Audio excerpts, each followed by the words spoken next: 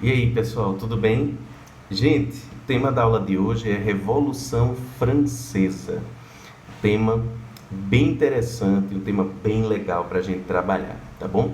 A Revolução Francesa é o seguinte, vai ocorrer em 1789 e vai até 1799, vão ser 10 anos de revolução, tá?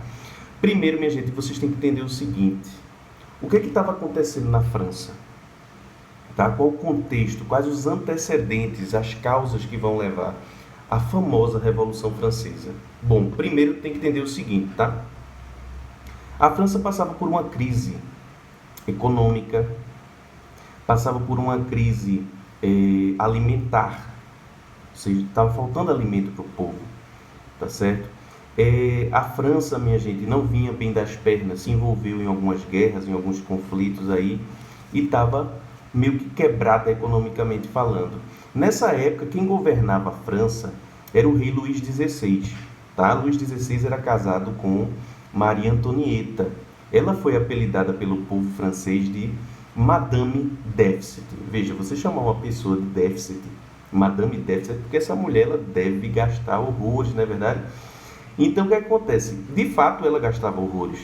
Né? A Maria Antonieta, ela se preocupava muito com compra de vestidos, joias, sapatos, né? Eu gastava com penteados, cada penteado horroroso. Depois você pesquisa aí na internet os penteados de Maria Antonieta, tá? Então, ela, juntamente com o rei e toda a corte francesa que vivia lá, residia no chamado e famoso Palácio de Versalhes, eles gastavam muito, pessoal, mas muito mesmo, vocês não têm noção, é muito dinheiro. E logicamente que quando você só gasta, você vai acabar quebrando, né? Vai acabar secando os cofres da França. Então o que é que acontece? A França já não vinha bem das pernas, tá bom? Aí eu tenho aí um rei e uma corte que gasta muito, então vai afundar ainda mais a França nesse período, tá certo? Fora isso, fora o contexto de crise que existia na França, pessoal, a gente tem que lembrar do Iluminismo. Né? O Iluminismo foi um movimento filosófico, tá certo? Cultural, né? Que aconteceu na Europa e que tinha como objetivo combater o antigo regime. E aí você tem que lembrar o que é antigo regime. Lembra das aulas anteriores? Se não lembra, tem que assistir a aulinha de antigo regime que está aqui no canal. O que é antigo regime? Monarquia absolutista, mercantilismo, que é quando o Estado controla a economia, interfere na economia, e o poder da igreja, o vasto e grandioso poder que a igreja tinha. Então, quando eu falo de iluminismo, eu estou dizendo que o iluminismo combate tudo isso, é contra tudo isso. É contra o poder na mão de uma única pessoa, é contra o Estado metendo o bedelho na economia, é contra o poder da igreja. Tá certo? E se essas ideias estão permeando ali o povo francês, o que é que você acha que o povo francês está querendo? O que é que você acha que o povo francês, com a Revolução Francesa, vai fazer? Acabar com a monarquia absolutista, acabar com o mercantilismo e reduzir o poder da igreja. Tá certo? Então lembra disso. Aquele iluminismo com aquele lema liberdade, igualdade e fraternidade vai ser um movimento muito forte, um movimento de ideias, um movimento filosófico que vai influenciar os revolucionários franceses de 1789, tá bom? Gente, diante da crise, né, a gente tem também que perceber como era dividida a sociedade francesa, e essa é uma questão muito interessante da aula. Tenta imaginar aí a pirâmide social da França no período. O primeiro estado, ou seja, quem está no topo dessa pirâmide é o clero, tá, pessoal? Que são os membros da igreja, né? Padres, sacerdotes, bispos e tal. Pois bem, sabe quantas pessoas pertenciam ao primeiro estado, ou seja, ao clero? 120 mil pessoas. Se a gente fosse pegar isso e transformar em porcentagem populacional, correspondia a 0,5% da população francesa toda. Oxe, 0,5%, Otoshi, pouco, né? 120 mil pessoas, 0,5% da população. O segundo estado era composto pela nobreza, duques, marqueses, viscondes, barões, aqueles detentores de título de nobreza, tá bom? Otoshi, esse segundo estado, quantas pessoas tinham? 360 mil. 3 vezes mais do que o clero. O clero tinha 120, a nobreza 360 mil. Se o clero correspondia a 0,5%, pessoal, né? Se 120 mil correspondia a 0,5% da população francesa, então 360 mil corresponde a isso mesmo, 1,5% da população francesa. Se eu juntar 120 mil do clero, mais 360 mil pessoas da nobreza, eu tenho quanto? 2% da população francesa. Peraí, Otoshi. Então, o que é que tu está querendo dizer? Eu estou querendo dizer, crianças, que o terceiro estado, que é a chamada burguesia, era composta por 23.520.000 pessoas.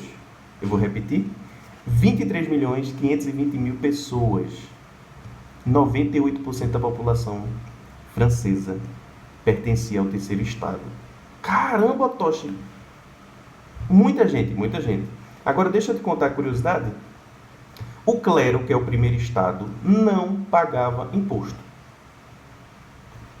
A nobreza, que era o segundo estado, não pagava imposto. Adivinha quem pagava todos os impostos na França e sustentava o luxo do rei, dos nobres, do clero? E isso, a burguesia. Então, havia uma visível desigualdade social dentro do território francês. Os que podem, clero e nobreza, e os que não podem. Os que não pagam e os que pagam impostos. Tá certo? Então, isso também está entre as causas da Revolução Francesa. Essa desigualdade, isso não é justo. O justo seria que todos pagassem impostos, não é verdade? Mas por que só um Estado tem que fazer isso?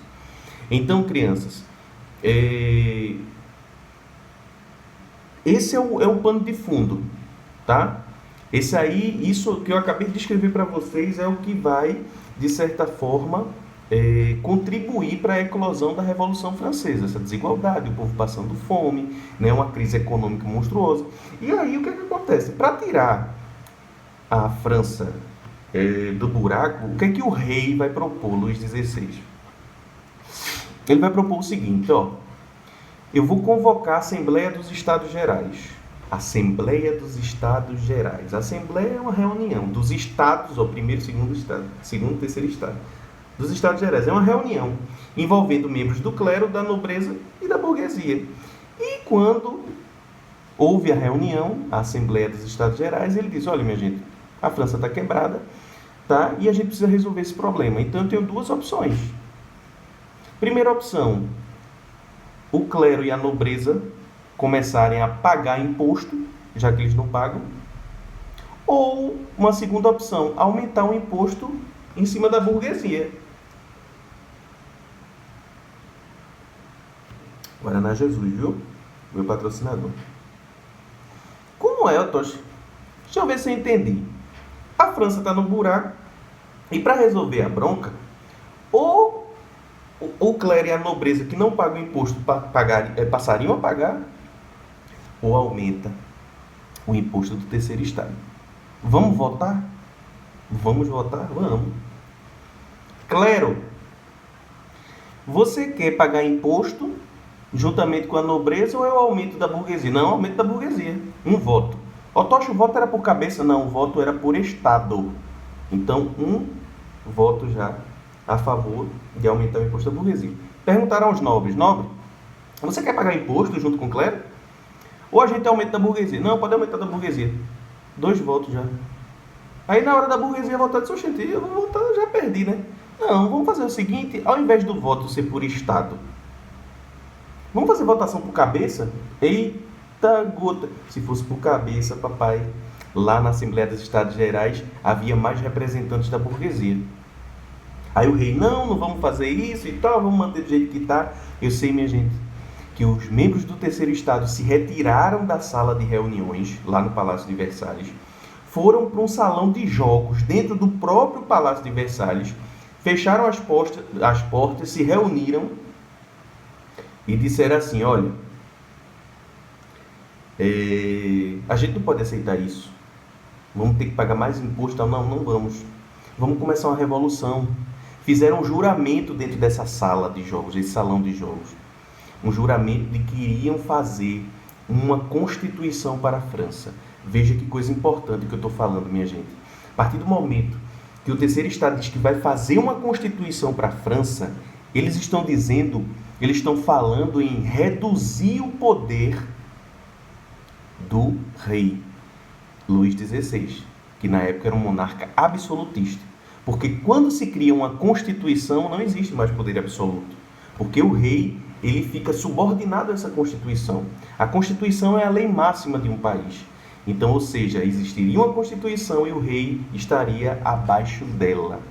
Gente, a Revolução Francesa vai começar. As ruas vão ser tomadas por mulheres, por sans-culottes, que eram a massa de miseráveis de Paris, por camponeses, por trabalhadores comuns que pegaram em armas e tomaram as ruas. Eles se dirigem a uma prisão muito famosa chamada Prisão da Bastilha. E eles vão invadir essa prisão. Nessa prisão tinha matadores, estupradores, ladrões, tudo que você imaginar. E ainda por cima, os maiores inimigos políticos do rei estavam lá. Sabe o que o povo fez? Invadiu a Bastilha, soltou todo mundo, inclusive os inimigos do rei. E colocaram a prisão abaixo, pessoal. Destruíram a prisão da Bastilha.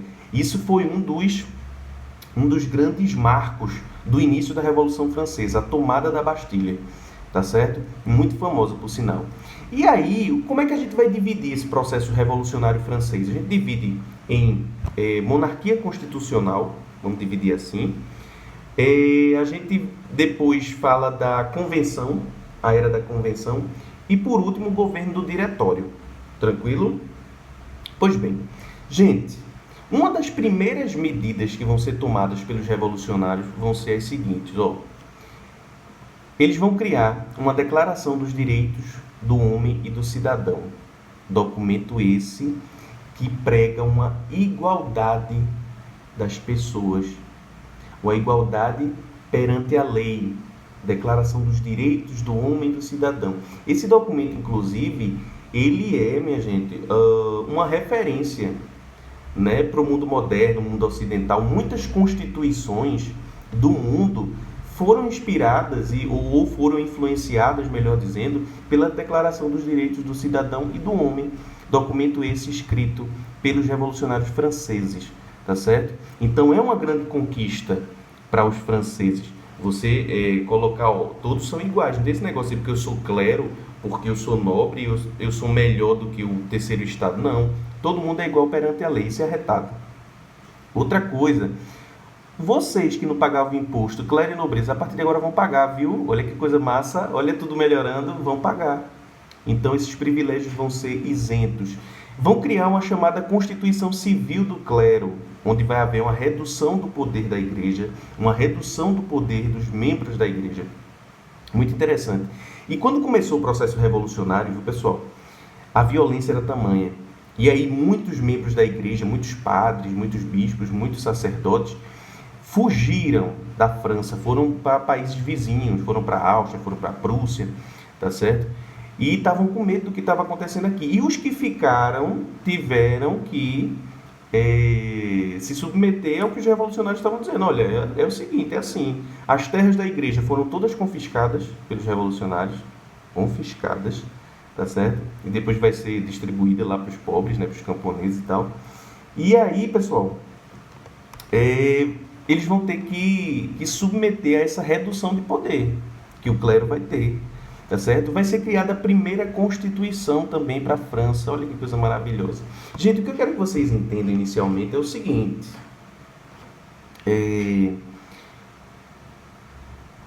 O povo francês, eles não queriam, por exemplo, que Luís deixasse de ser o rei deles, tá certo? Não era, a intenção inicial não era essa. É que ele continuasse sendo rei, só que agora ele estaria submetido a uma Constituição. Só que analise, você acha que o rei, o Luís XVI, ele vai ficar quieto diante de tudo isso aí? Primeiro que invadiram lá, né? Pegaram ele no Palácio de Versalhes junto com Maria Antonieta, trouxeram para outro palácio que fica mais perto do povo, tá certo? Disseram, olha, você vai ficar aqui perto do povo, para ouvir as reivindicações da gente e tal, não sei o quê. Muito nobre foi morto, viu, pessoal? No início da Revolução Francesa, muito nobre foi morto. As cabeças foram espetadas nas lanças dos revolucionários e tal. Foi uma coisa realmente bem pesada. Só que aí foi que o rei começou a planejar. planejar uma fuga. Eu não vou ficar aqui, eu não vou ter o meu poder reduzido, eu vou fugir. Vou para países aliados, ou seja, Áustria, Prússia e tal. Porque o que acontecia na Áustria e na Prússia? Lá eles tinham também monarcas absolutistas. Então qual era a ideia do Luís XVI? Eu fujo, vou para lá, para algum desses países, me organizo um exército, mando invadir a França, acaba com o movimento e eu volto a ser rei absolutista. A ideia dele era essa, tá certo? E aí ele tentou fugir, minha gente. E quando ele estava na cidade de Varennes, praticamente na fronteira com a Bélgica, quase fugindo, ele se disfarçou, viu, pessoal? Foi ridículo. Ele se disfarçou de mordomo, Maria Antonieta também, os filhos e tal.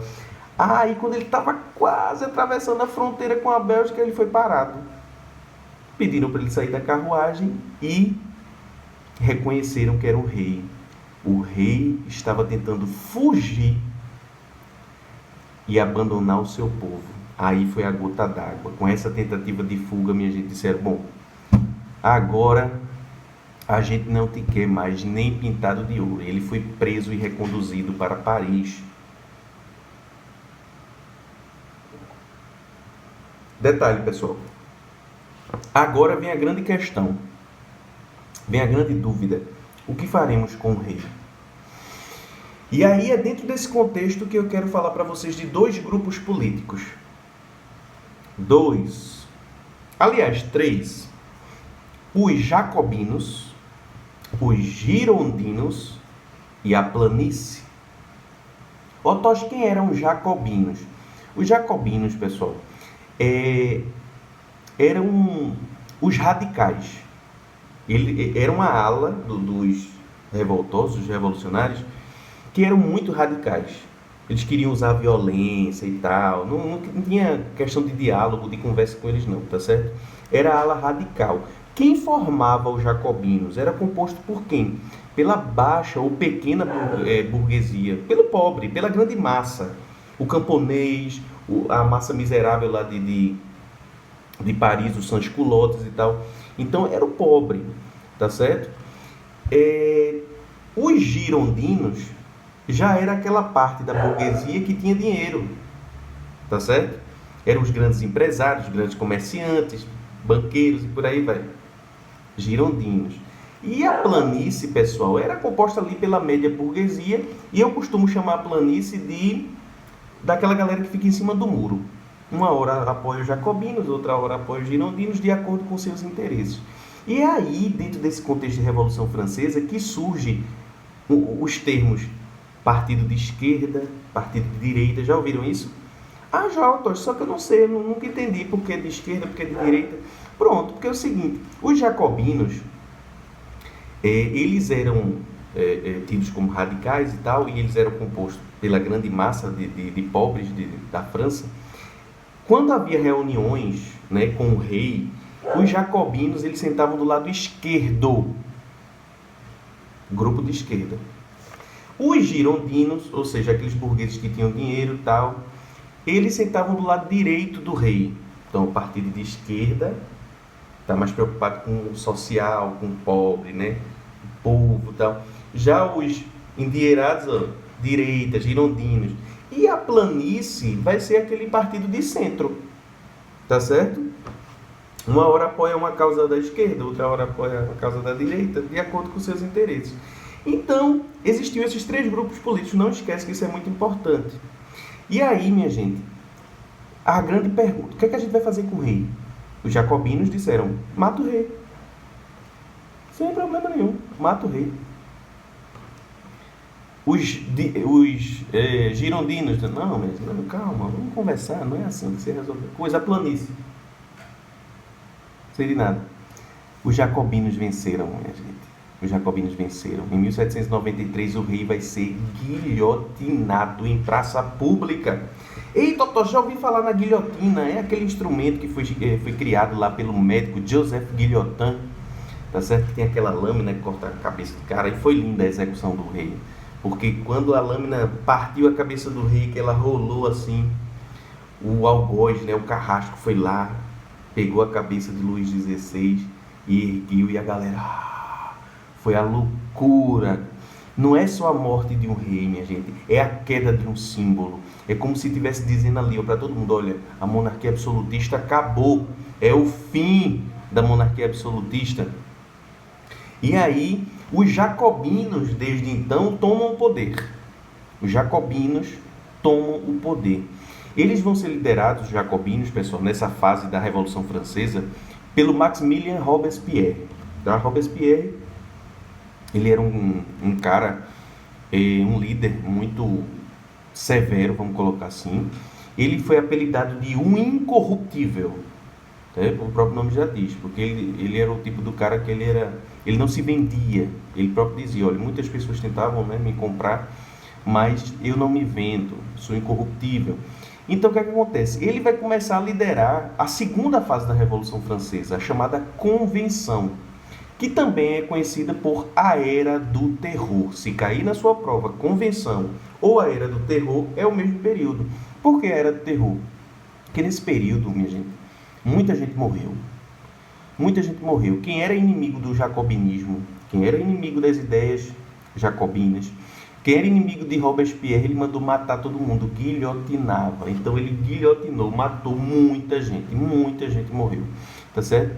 Quais foram as principais características da época da Convenção, além dessa perseguição, dessas mortes e tal? A gente tem, por exemplo, a criação da Lei do Máximo. Vai ser uma lei que vai tabelar os preços dos produtos, dizer, olha, o preço do pão é tanto, o preço disso é isso, certo? Tabelar o preço dos produtos. Vai haver uma reforma agrária também, ou seja, distribuição de lotes de terras para os pobres, tá certo? Vai ser criado, por exemplo, um tribunal revolucionário, que vai ser justamente aquela instituição que vai julgar, né, aquelas pessoas que são contrárias aos jacobinos e tal. É por isso que ele manda guilhotinar. É o tribunal que pune essas pessoas, inclusive pessoas que eram amigas dele, viu? Do Robespierre. Olhou torto para ele e disse, ei, Robespierre, tu tá indo muito pesado, vamos... Ele olhava assim pro cara e disse, peraí, corta o pescoço. E era assim que funcionava, tá certo? Essa é a Era do Terror. A Convenção, ela vai se estender até os girondinos darem um golpe de Estado, ou seja, o pessoal da direita dá um golpe de Estado, tirar Robespierre do poder e guilhotinar ele. Veja como a vida é engraçada. Lembra do que eu falo dentro de sala de aula? O mundo gira, o mundo é uma bola? Pronto. Mandou matar tanta gente na guilhotina e adivinha como ele terminou? Exatamente. Sem cabeça. Guilhotinado pelos girondinos, que tomaram o poder e iniciaram o chamado governo do diretório. Tá? Diretório. Então, minha gente, percebam, eu vou ter a monarquia constitucional, eu vou ter a Era da Convenção com Robespierre, né? E vou ter também o governo do diretório, que é quando os girondinos chegam ao poder. Só que o que acontece? Eu falei para vocês que muitos padres, né, tinham fugido e tal, para a Áustria, para a Prússia e tal. E os reis desses países, da Áustria, da Prússia, entre outros, eles estavam meio que em choque com o que estava acontecendo na França. E eles disseram, nossa, se essas ideias iluministas chegam aqui, vão querer nos tirar do poder. Né? Vai acontecer aqui o que está acontecendo na França. Eu não quero perder o meu poder, eu não quero ser morto, eu não quero ser guilhotinado. Então o que é que eles fizeram? Eles montaram exércitos e mandaram invadir a França. Tá? E invadiram. Toshi, e aí que nós não, né? Eles, os franceses, eles vão se defender muito bem e vão vencer as tropas estrangeiras que eram enviadas para lá. E um dos caras que se destacou muito, protegendo a França da invasão do exército, desse exército estrangeiro, foi o Napoleão Bonaparte, tá certo? E ele ganha um prestígio muito grande, ele era um general francês, né? Ele ganha um prestígio muito grande por defender a França com unhas e dentes, e o poder dele chega a um ponto que ele diz, eu vou dar um golpe de Estado aqui. Veja quantos golpes, né? Eu vou dar um golpe de Estado aqui. E aí, por meio do golpe do 18 Brumário, Napoleão dissolve o que a gente conhece por diretório e ele vai assumir o poder na França, tá certo? Com o título de cônsul, tá? Cônsul. E aí, minha gente, começa a chamada a Era Napoleônica, que aí são cenas para os próximos capítulos. Mas o que eu quero que vocês entendam é que a Revolução Francesa foi a maior revolução iluminista da nossa história. Uma revolução que combateu com unhas e dentes a monarquia absolutista do rei Luís XVI, da sua mulher Maria Antonieta, tá certo? Que reduziu o poder da igreja dentro da França revolucionária e que lutou contra a interferência do Estado na economia. Foi uma revolução tipicamente burguesa para beneficiar a burguesia, tá certo? Pois bem, essa foi a aulinha de hoje, Revolução Francesa. Gostou? Deixa o likezinho, se inscreve no canal também, custa nada, é rapidinho, e ativa o sininho aí para as notificações. Prazer estar com vocês, minha gente. Um beijo para as meninas, abraço para os rapazes e até a próxima.